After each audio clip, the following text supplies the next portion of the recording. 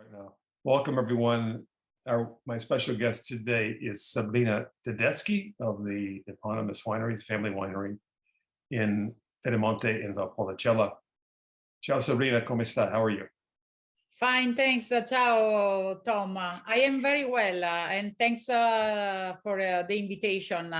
It is a Oh, pleasure because you are an ambassador of Italian wines, and I like to thank you because it is your job, your passion is very important for us, for the Italian producer. well, thank you. And I please tell everyone I did not pay you to say that. So, okay. But we know very well for many years. Right, I was trying to think. I think maybe the first time I met you was maybe 14 or 15 years ago. I'm trying to remember exactly. Yeah, yes, or probably even early. I don't remember exactly, but for me, Tom Island is a friend in the a friend of Italian wines in the United States, and a friend of Tedeschi wines. Well, thank you. So I'll have to pay you to tell other people that too, so I can get more business. But for the time being, we'll put that on the back burner. But anyway, I'm always curious. I start out a lot of these things because I've heard about, it talks about climate change and the weather and everything. And in Piemonte this year, they haven't had snow the entire winter except for, well, December 8th, which was still autumn. They had a little bit of snow on December 8th. They haven't had any snow or rain since. And they're not particularly pleased with that because you need the snow and the water reserves and things. So what's the weather been like in Valpolicella? Is a dry. Is a dry. We had a dry season because I think I don't remember the day when it rained in the last 2-3 months. So we need some reserve of water in the soil today, and yeah, it is the same. We hadn't snow in Valpolicella this year. We had snow in the mountains, but Right. in Valpolicella, no rain, no snow. Really? So I hope we have in the next weeks. The spring is coming here, even if it's pretty cold in Valpolicella. But in some other region in the past, we had problems. With the frozen, the frost. Ross, right. Yeah, at the beginning of spring. We never had such problem in Valpolicella. I don't know why, the reason, Okay. but except a very small portion of Valpolicella, mainly in the plain area, Okay. but a very small area. We had a few problems, but nothing compared to other region where grower lost part of a production Right. of Right. same vintage. Right. So we cross fingers, water is rains is coming, and also the spring. Right. Is there good water reserve in the soils now? Was there a good amount of rain last year? Yeah, yes. We have not a problem for now, but of course, in the next period, we need more and more for the vines. But I am sure something is a change. Okay. All right. Let's talk a little bit about, before we talk about the wines. We've got quite a few to talk about today, but let's talk about your history. I was reading on your website that your family's history goes back to 1630 in terms of being grape growers. Is Yes, that correct? yes. We actually we have a document of my family. so old, and my family bought some lands here in Valpolicella. Then I love to say our current company, current winery is the history started 100 years ago, more or less. My grandparents own a osteria, a wine bar here in the village, and they own some vineyards, and they were used to produce wines for the wine bar. And then they started to sell wines to other osteria, local osteria. Right. And then when my father grew, he started to focus more and more on quality. At that time, we own the Vigneto Monte Olmi. My grandparents bought in 1918. And our father foresight the potential of the grapes produced from the vineyards, and he started to vinify separately the grapes, and they started to produce Amarone, and he started to put the name of the vineyard on the label. It was 1964. Okay. For us, it is probably the most important date for the family, because start a philosophy production for the family, focus, as I say, on quality. We never follow massive production in my family. And for sure, Monte Olmi, we can consider, you know very well our territory. There are some others, single vineyards, but for sure, we can say Monte Olmi is one of the first cru. And at that time, nobody talks about cru wines. Right. But our father, for sure, understood the spatial terroir, the spatial land we own. And then after that, we focus more and more on cru wines, terroir wines. And today in our catalog, we have 2 Valpolicella single vineyard selection. We have 3 Amarone single vineyard. In total, we have anyway 5 different labels of Valpolicella and 5 different labels of Amarone. The total production is 500,000 bottles. We export 85% more or less. And we export in more than 50 countries. So that sounds to me like a very high percentage, and that's, you know, a compliments to you that you're exporting 85%. That's great. Yeah, it's a great volume for us. It is a very important Canadian market because we have a longer relationship in that country. With the agents and our Amarone, especially Marne 180, is listed in the monopoly for many years, and we are doing very well. We are growing in the United States. Europe is important. Asian market is up and down, but we work in many countries, so it is important to develop new markets as much as possible, of course. Okay. Let me put up a map here, and before we talk about the wines and see some of the vineyards, this will give people, we've got a couple of maps here, but a better idea exactly where you're at, where Valpolicella is, and some of the single vineyards. So if this button will work here. There we are.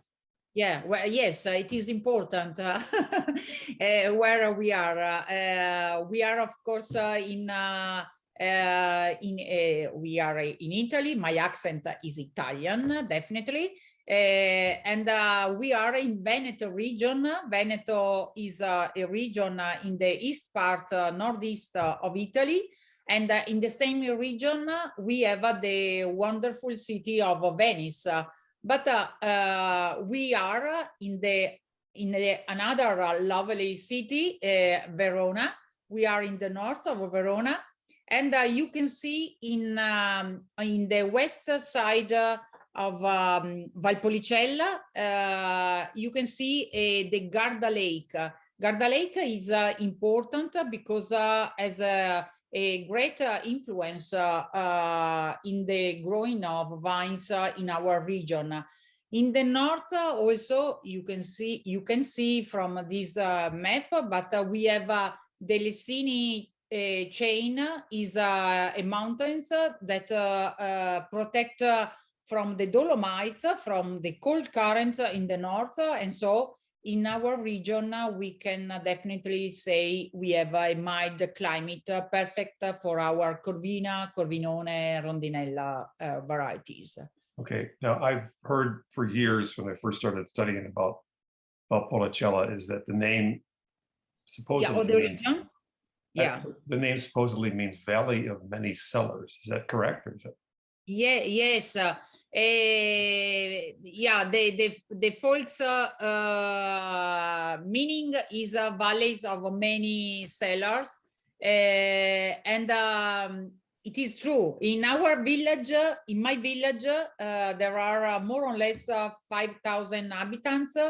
And probably there are 7 different wineries.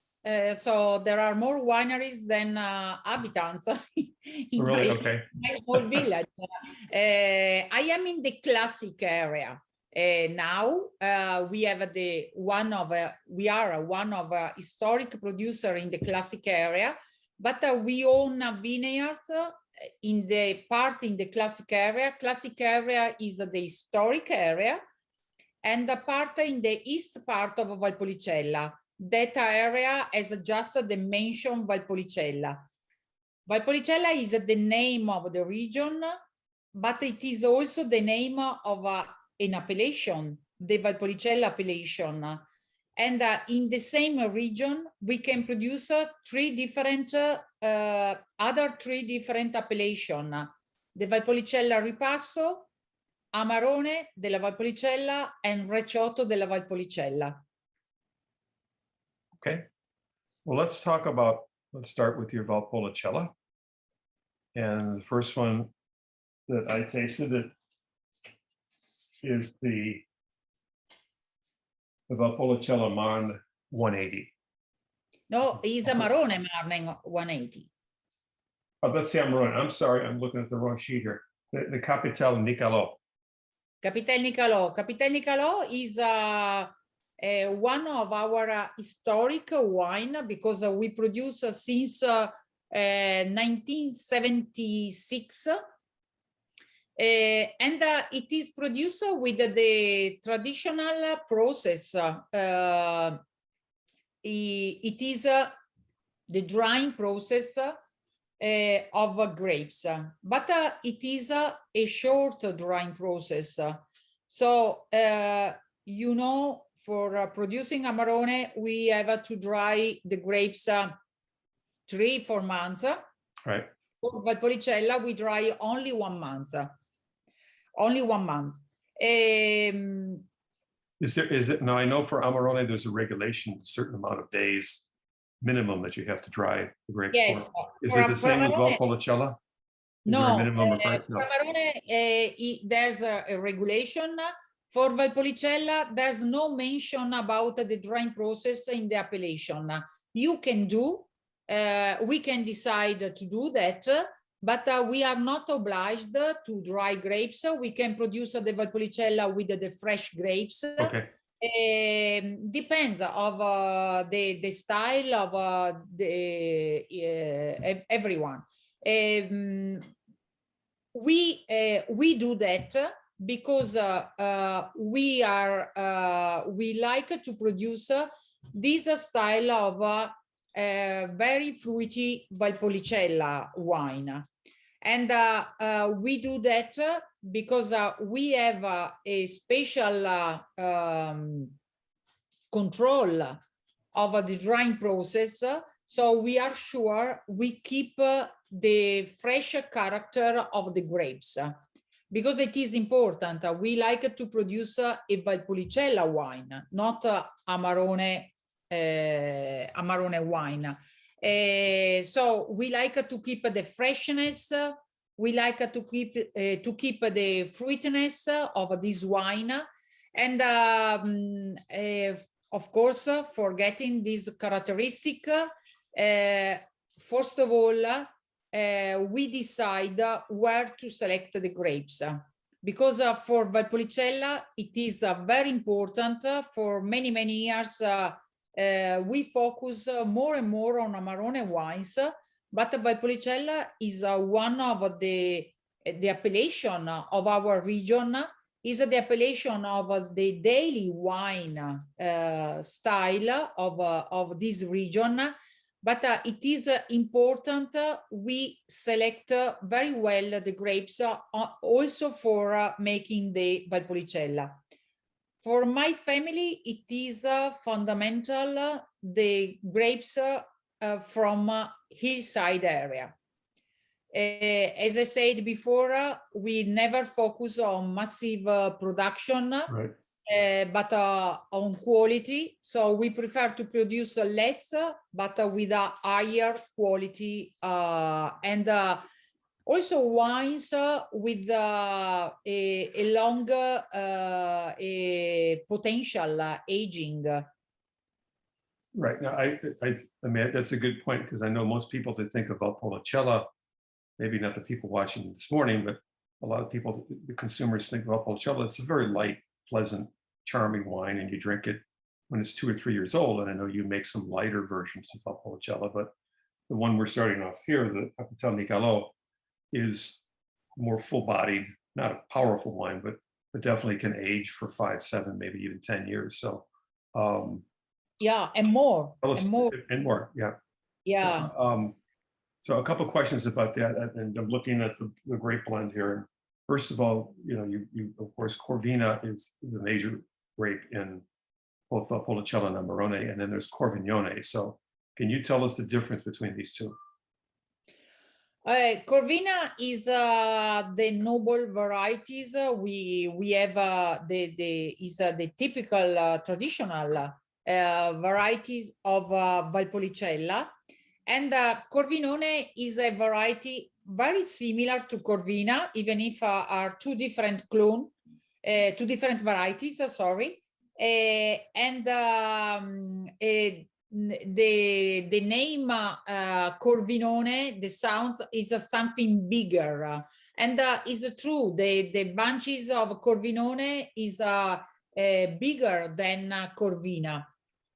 Corvinone is Corvina is very fruity, give a lot of fruitiness character, okay. And Corvinone is even more complex than Corvina, because give also more spicy notes to the wines, and more dark red fruit character to the wines.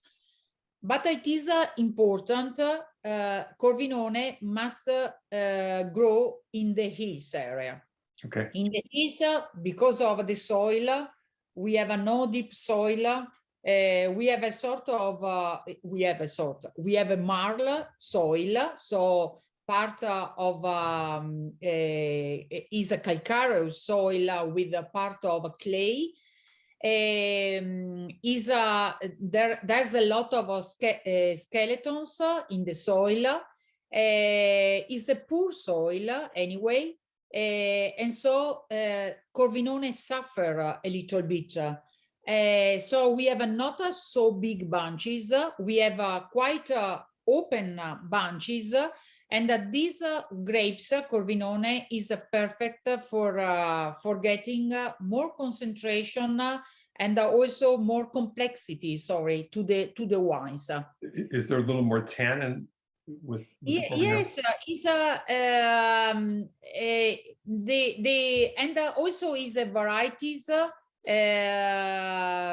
stronger in terms of the disease compared to the Corvina. Corvina is more weak, and so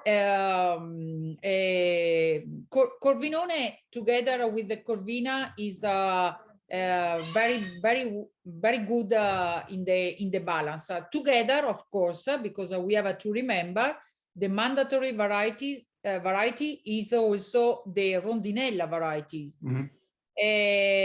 And in the time we are reducing the Rondinella, and we prefer to replace part of Rondinella with the Corvinone varieties. Okay. I remember a couple wineries I visited. Sorry, That's okay. no, because That's all right. I remember a couple wineries I visited. They used, if I remember correctly, Rondinella, and they made a rosato out of it. So I don't know if you've ever done anything like that, but yeah, it is. Rondinella would, I'm guessing, would have very high acidity and maybe not a lot of tannins. Yes, and usually the Rondinella we use to balance well Corvina and Corvinone together. So is also important for some notes, some fruity notes to the blend. But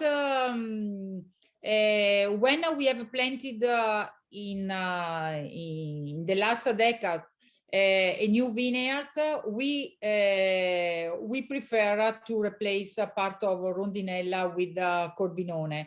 We don't produce rosato in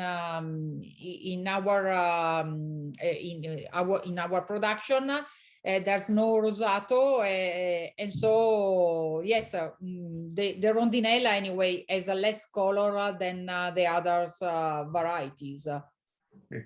While we're on the subject, I mean, I know that Molinara used to be part of just about every requirement, and that's been changed. You don't have to put Molinara in anymore for Amarone or Valpolicella. But with the changing climate, I mean, is there one variety that is well tuned to a little bit warmer temperatures, or one variety that may not work so well with, for example, like with 2017, let's look at 2 recent years. 2017 was very hot. Yeah. 2014, I know I had some producers tell me this is, and it's different in different places, but for Amarone Valpolicella, really not a very good vintage at all, very problematic. So very cool and rainy. So how do you change the balance there in terms of Corvina versus Corvinone versus Rondinella? No, in our winery, my brother Ricardo is the winemaker. I work with my brother Ricardo and my sister Antonietta. We are still a family company. And Ricardo, we have a little bit of Molinara in our parcels, but we use for the vintage Valpolicella. We don't use for our Amarone. Right. Of course, we are facing the climate change. We are experimenting in the vineyards how to manage the different vintages, because you ever remember 2014, the opposite of 2017. Right. And of course, we have not so far we have know the recipe how to work exactly in the vineyards, because every year we have a different condition situation. But we work in removing the leaves from vines the apical leaves. We try to keep our grapes because we avoid the sun burning of the grapes. We keep the leaves up to the grapes. We cut a part of the others so we can reduce a little bit the production of our vines. Okay. And we try to get a later ripening because it is important the vines the grapes, sorry, ripe during the month of September as much as possible, because on September we have a better, a higher excursion of temperature between night and day. And this is very important because, of course, we have more production of flavors and more production of tannins. So we try to have a normal ripening, avoiding the early ripening, because it is we lose part of flavors when we have early ripening. Okay. Of course, the heat helps a little bit because our vineyards are between 200 meters above sea level up to 500 meters. And of course, the temperature, ventilation as well, right, is a little bit lower compared to the plan. 1, 2, 3 degrees, depends of the exposition also of our vineyards. Okay, let's talk about the second. You said you make several different Valpolicella. The second one you sent me is from the Maternigo vineyard. I'll put the bottle up here. Yeah, and Maternigo, sorry. And I'll also put that up real quick, and then I'll also put up a picture of the vineyard, because it's, you and I visited there when you were first starting to produce, you know, some fruit from there, and it's an amazingly beautiful vineyard. So there's the bottle. Yeah. Let me show people the vineyard. You sent me several different photos, but this is my favorite photo here. And you can see now it's up, this beautiful amphitheater aspect of it. Yeah. And we're in the eastern hills near Mezzana di Sotto. So you're outside of the Classica area, but tell us about when you first planted this vineyard and about the difference in fruit from here versus Classica. Yeah, Maternigo is a huge estate. This is the entrance. And so people, when they arrive, they find this sort of amphitheater. And it is this part is cultivated with the pergola training system, and of course you can see the vineyards here develop on terraces. And Maternigo is a large estate because it developed over 84 hectares, is surrounded by woods. You can see in the picture, and there we have planted so far 33 hectares. Okay, here's another photo of Maternigo.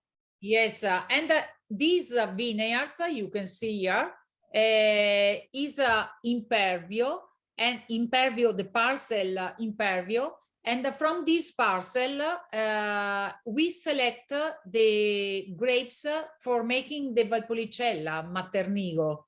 Because of Valpolicella Maternigo, the grapes are from these estates, but specifically from this special parcel. And when we have bought this land, it was just, we work our land, we analyzed the soil, and we started the zoning of our land and characterization of our soil. So we learn about the soil we have. And today we are doing the flavor characterization because if we compare the soil between the Classico and the East Valpolicella, the soil can be quite similar because we are all our vineyards are have a morenic origin, are colluvial soil, and are made with of limestone and marl. We have a different portion of clay, are very calcareous soil, but is true there are some trace elements can change between the different vineyards. And what's happened? We are analyzing the flavors. And so thanks with the Biotechnology University of Verona, and we have learned that in the classic area, for example, in Monte Olmi, we have a very fruity character together with a hint, a high hint of balsam notes, and menthol, mint, sorry. Okay, yes. Note.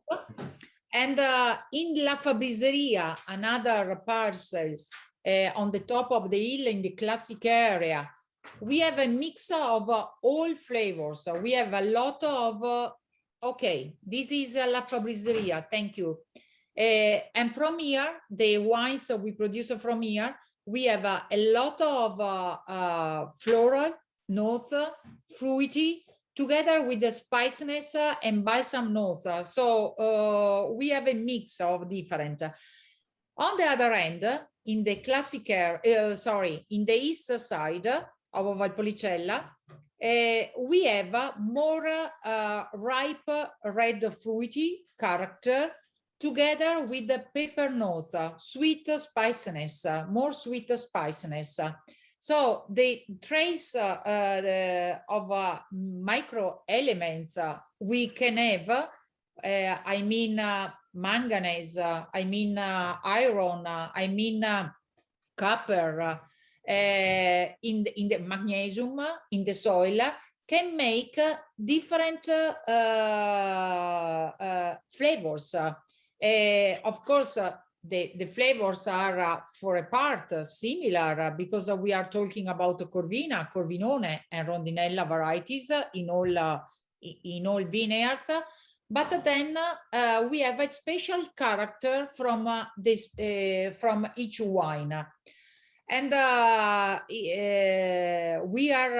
we carry on this research with the university for more years, because we have to repeat to confirm the data, and also you have to consider every vintage as a different characteristic, and so we have to confirm the data, except the temperature, condition, rains, etc. Okay. Tell us, before we move into the Amarone, tell us about your farming techniques. Are you sustainable? Are you certified organic? Yeah, we are. We try to be organic as much as possible, of course, because we think about the future generations, and it is important to protect the environment. But we are not certified because we face two very crazy vintages in the last decades. Right. So we sometimes it is better the conventional agriculture than the organic, depends on the weather. We try to be anyway organic as much as possible. On the other end, we are sustainable, but we decide it is not enough to say we are sustainable. We have decided 3 years ago to start the certification. We certified 3 years ago, and I'm going to renovate the certification in a few weeks. And is So this, I'm sorry, is this for all of your vineyards or just part of them? no, is for all our vineyards Okay. and we have certified the winery and we have certified the vineyards. So of course the certification embrace the 3 pillars: economics, because it is important; environment, as I said before; and social, because it is important the people, of course, it is important for the people who work with us along in the different processes, of course. So we took care of everything. Is a sort of this certification is a qualitas and is recognized especially in many countries outside Italy, especially in the north of Europe. But I know also American people, American consumers today are take care a lot about this issue, the environment and social situation. And of course, for the company, it is important also the pillar, the economical pillar. Sure. All right, well, let's talk about the Amarone. I guess we'll start with the Marne 180 in the 2018 vintage. So where are the grapes for the Marne sourced from? The 3 important varieties, as we said before, are Corvina, Corvinone, and Rondinella. There's this one is a Maternigo, is the cru, the single vineyard, the new wine. Put the wrong one up, I'm sorry. Okay. Oh, no problem. I'll try and find the right one here. So. Yes. Marne 180, it is the Amarone produced in the largest volume from my family. We produce more or less 150,000 bottles per year. And for us is our food-friendly Amarone style. It is not a simple Amarone, not at all. It is a very rich Amarone. It is Amarone with a 16.5 degree in alcohol, 16.5. I talk about the alcohol content because you have an idea about also the concentration you can find in this wine. And this Amarone, sometimes we talk about Amarone and we think it is about the technique process, the drying process of the grapes. But in this label, we have summarized the Amarone word.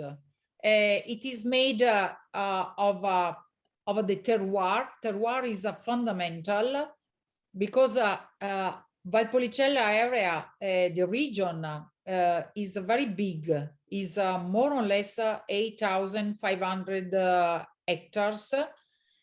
And of course, we as a producer, we have to know where we have to select the grapes for making a great Amarone. And as I said before, we select the grapes only from hillside area. And as I said before, I say the soil is a sort of marl, and Marne means marl. So it is the type of soil. 180 all our vineyards face to south and go from the east to the west, and so is the degree, the exposure to the sun. Right. Okay. And the other symbol there's on the label. I don't know if it's possible to see again the label. Absolutely. Sure. Here you go. Is the red is the berry at harvest time, and the small, the gold, is the berry after the drying process. So is it true? We harvest a quite a lighter grapes. You have to consider the same grapes give the Valpolicella wines, the very easy drink wine.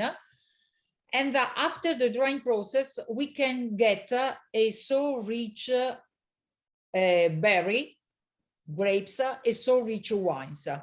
Today, we manage the drying process in terms of humidity, control of humidity. In terms of temperature, we make a cold process. For us, it is very important because Riccardo is working a lot in enhancing the fruity character of all our wines, especially also for Amarone. And it is important to work at a cold temperature, both during the drying process, but also in vinification, during the fermentation, for keeping this character of the grapes. And we have discovered our research about the flavors. We have discovered that during the drying process, there's a production of new flavors thanks to substances we have from a specific parcel of vineyards. So we can bring a special character from the terroir, also in terms, also for the Amarone, not only for Valpolicella. And the vinification usually carry on December, so we dry more or less 3 months. We press a part of grapes usually the end of December or January, and part on January. The vinification and maceration for Amarone is very long, about 1 month and a half, or even more sometimes. And then we age in large barrels. A characteristic for the Tedeschi family is the use of large barrels. We have a different size,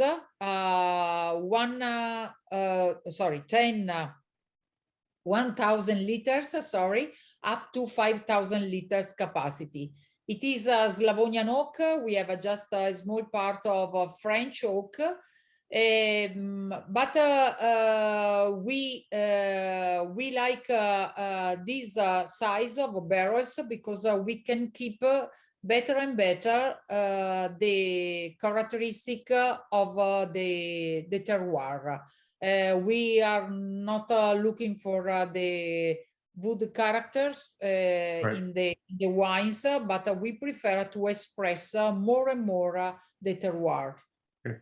I'll go back to these large barrels in a few minutes. We'll get through the other lines. So this, to finish up with the Marne 180, is the current vintage is 2018. And yes, you see the very nice recognition from the Wine Spectator this past year.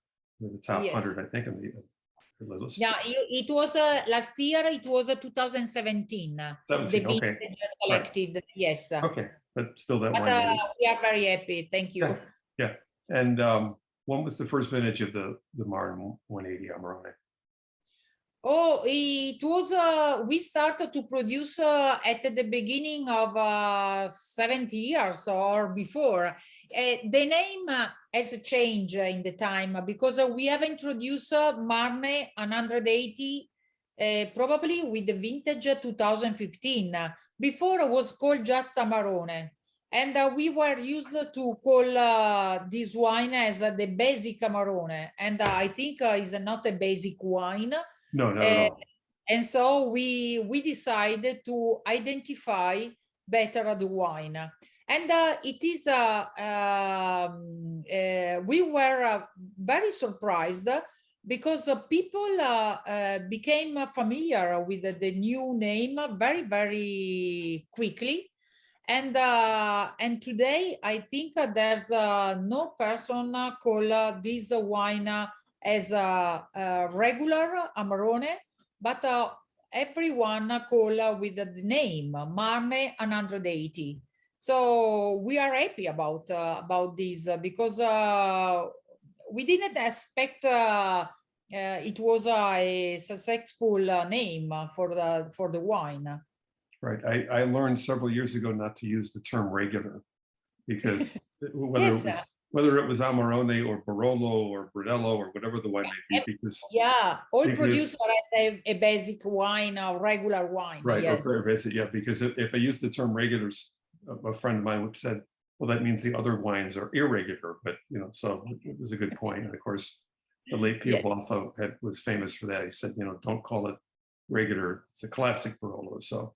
But anyway, so let's talk about your newest Amarone, and so new it's not even on your website yet, but you have a bottle behind you there with a black label. Yes. Okay, Ansari. Ansari. Ansari, yes. There you go. Yes. And a clever name because the name Ansari comes from, well, you tell them where it comes from. Yes, as I said before, I work with Antonietta and Riccardo, and we are lucky because we work very well together. Of course, sometimes we discuss, but we have a great relationship. And of course, after a day, we have decided to work together, not only as we are used in the company, we have a shared responsibilities in the time. We have decided to make a blend all together. And so Antonietta decided a barrel, me, I decide a different one, and Riccardo another one. And we play with the different blends, and then every year we decide which one we like. So this Amarone, compared to the others, is not a selection of vineyards, of grapes from a special vineyards, but it is a selection of barrels. Of course, before the barrels, it is important the land where we select the grapes. But it is a second, it is a selection made in the cellar. After the production, we don't produce this wine thinking about this is Ansari. Right. It is a blend we do later. And because it is something different, completely different than other product we have, also we have produced a label, a black label. We have all lighter color label in our catalog. And for this Amarone, we have decided the black one for make a difference from the. We have a photo this wine and the name. Sorry, Ansari is Antonietta, Sabrina, Riccardo. The three different name. Right. And we have decided, we have photo this wine for new channels sales. So also the of trade channels, but we fought for that channel, but then is not correct because we have started also to sell to restaurants or to other private customers too, because it is not also this one simple wines. It is a rich and very complex and do it anyway by elegance. It has an important alcohol content, but very well integrated. You don't feel the alcohol. Okay, so we stay on time here. Let's just briefly, I kind of skipped it here, but the ripasso. Yeah. Let's make a very nice ripasso called Capital Sono Rocco. Tell us about that one a little bit. Yeah, we produce, compared to the other wines, we produce only one ripasso, and ripasso is made with the second fermentation of Valpolicella Superiore, and the first fermentation is a regular fermentation, and the second is made using the mark of Amarone. Actually, we mix a little bit Amarone with the Valpolicella, and we have a lighter notes of Amarone together with the notes of Valpolicella. So it can be a little bit more concentrated than a regular Valpolicella. And it is a wine very, very, very, very popular and easy to drink. Anyway, it is like a Valpolicella, a daily wine style, very fruity anyway. Right. But a little bit with the pepper notes, spiciness. Right. And how many bottles of that do you produce? We produce 100,000 bottles per year. Okay. Let's head forward, or proceed, I'm sorry, to the last two, Amarone. And the first one we're going to talk about is the Maternigo. Yeah, Maternigo is the new Amarone. We have just released the end of last year in the market. Is made from a small parcel is called Barilla in Maternigo Estates. Is a rare, will be a rare Amarone because we are we don't produce every vintages. We have produced 2016. The next one will be probably 2019. And we have produced the first vintage. We have produced 6,600 bottles. Okay. And this is a Reserva Amarone. Yes, it is a Reserva. So we age in barrels. It means we have age this wine in barrels 4 years. We have a bottle, and we have age 1 year more in bottle before releasing in the market. It is a wine characterized by a lot of fruity, red fruit notes, and a lot of spiciness, especially pepper notes. It is different. You are familiar with our wines, but the Reserva we produce in the classic area, and the Reserva producer in the east area of Valpolicella are totally different. What's the difference on when you harvest these grapes? Is the Eastern Hills, are they a little bit later in the harvest, or does it depend on the year? No, I forget, in Maternigo, we have only 40% Corvina, 40 Rondinella, 40 Corvina, 40 Corvinone, and 20 Rondinella. We have no Oseletta. In the other two Reserva of Monte Olmi and La Fabriceria, we have also Oseletta. So Oseletta is a very has a strong mark, is a remarkable in the blend because of tannins, a lot of tannins, high acidity. But we decide because of the specific parcel and the specific characteristic of wines, don't add Oseletta to Maternigo.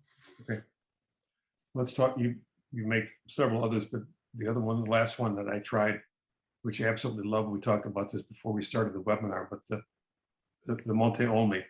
The Monte Olmi, yes, Monte Olmi, as we said before, is the first vintage was 1964. So we have celebrate more than 50 vintages. And Monte Olmi is Amarone. Today is a point of reference for the territory. And it is the vineyards. It is there's a big steepness, and so in the time we have built terraces. My great grandparents built the terraces. We have to renovate in the time, and the vineyards as an exposition southwest. In Maternigo we have a southeast, and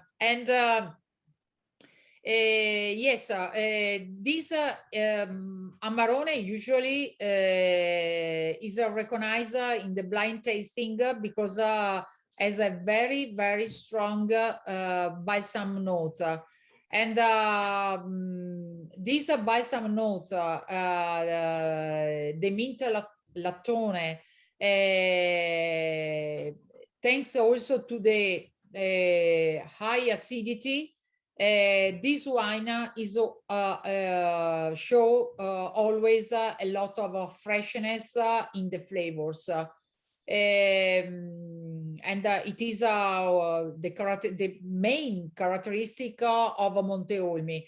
And usually Monte Olmi need time to mature. But then you can open very old vintages, and you enjoy a lot also after many years. Yeah, I tasted this wine this morning. It was 2015, and again, this is a Riserva Amarone. Yeah. And yes, it's a Riserva. Yes, that vineyard is how many meters above sea level is it, and how close is this to the winery? It is probably one of the lowest we have, because we are at 180 meters above sea level. Consider the Maternigo is about 300 meters, and the La Fabriceria is 450 meters. So Monte Olmi is the lowest, but it is the special. It is as a special character. We explain year by year. Of course, in the time something has changed. For sure, the drying process has changed a lot, because in the past we hadn't. My father in 70, 80 years didn't control the process because we hadn't special equipment. We started to study about the drying process only the end of 90 years. And we have built a new drying facility in the middle of 2000 years. Okay. And one of the things I noticed, my notes on this wine, is that this wine, of course, it's not old at all. It's 2015. It's still a young wine, but it had excellent freshness to it. And in particular, this wine, and all of the Amarones I tried, that sent me some bottles. I noticed how clean these wines were, and I mentioned that because I've been tasting Amarone for 20 plus years, and too many of them were just historically, not yours, but just other producers, were just maybe a little bit heavy, and they were, there was a little bit too much oak, and even regardless of those 2 points, they just seemed to be just overly herbaceous, and there didn't seem to be, the fruit didn't seem to stand out. And with all of these Amarone I tried from you, they're very clean, and the fruit really stands out. And of course, you're using large casks, so there isn't as much oak influence. But a lot of producers, whether it be Amarone or Brunello Barolo, will use Barrique to kind of make it a little, kind of highlight the fruit and make it a little flashier and riper and bolder. But you've stayed traditional, which I appreciate. Yes. But that's a compliment, I think, to the good fruit and to Ricardo's winemaking. But can you comment on that, about how clean these wines are? Yes, you work a lot, and I think we have learned from our father. We taste the wines many times before bottling, because we work for getting this style of clean and elegant wines, because sometimes powerness doesn't mean elegance. Exactly. And we work for getting a very drinkable wines, even if sometimes you read the back label, on the back label 17 degree in alcohol, but doesn't matter. Of course, we are talking about Amarone, sometimes in the reserve, a small volume. Of course, alcohol content is important, but Amarone, for Amarone, is more normal than other wines, the high alcohol contents. And yes, I thank you for underlining this character, because of the clean elegance, and together with the very complex and very rich wines, is the recipe we try to reach, and to get all vintages. Right. Well, across the board, the wines are just so beautifully balanced. Like I said, they have great freshness and they're clean. So, anything, we're pretty much at the end of our time frame here. So anything else you want to add about the wines, or about any new projects you're working on? Sorry, I don't listen. No, I'm sorry. I said, is there anything else you want to add about the family, or about any new wines that you're working on, or any new projects?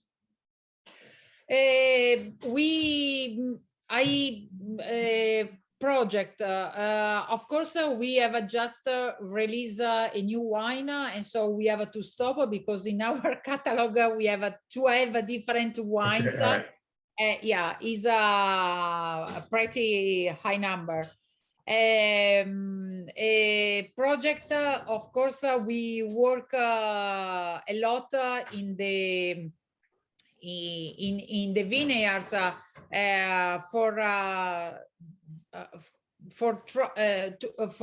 find some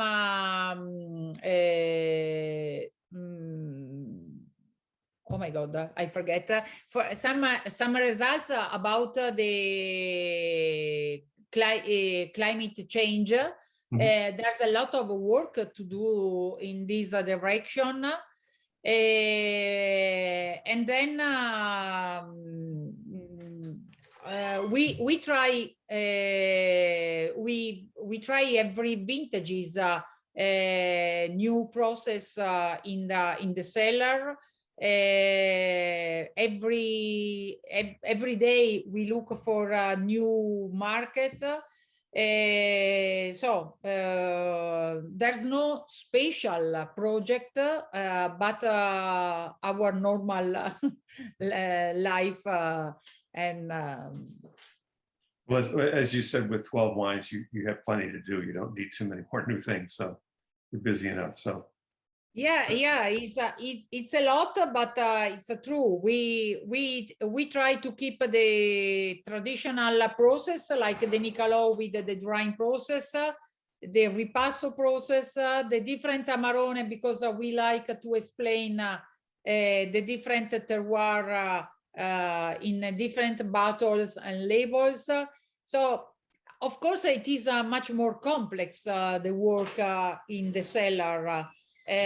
But we like this style, and I think we follow. yeah, well, as you said, you export to dozens of countries. So I know there's plenty of people that love your style as well. So all around the world. So And we hope they keep to love. yeah, let's hope so too.